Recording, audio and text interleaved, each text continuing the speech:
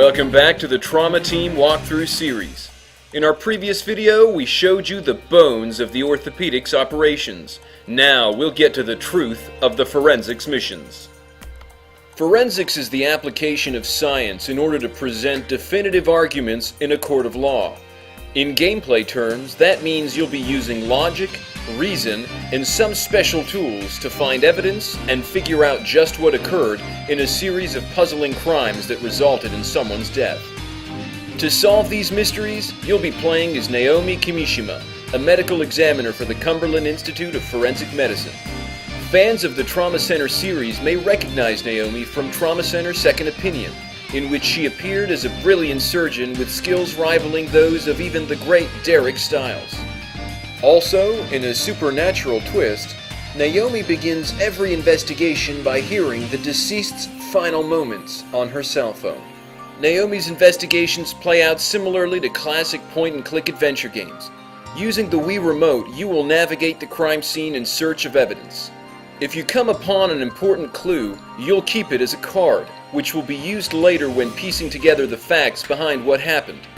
Once you have several clues, you can combine ones that relate to each other, each time getting one step closer to the truth. When searching crime scenes, you'll have access to a few tools to help you better search for clues. Luminol to detect blood, ALS or Advanced Light Source to reveal things not apparent to the naked eye, and aluminum powder for finding and identifying fingerprints. You'll also examine victims' bodies and personal effects, looking for things that seem unusual or out of place, and to find evidence that may tell you more about just what happened to cause the victim's death. Naomi's office is where you'll do the heavy cogitation.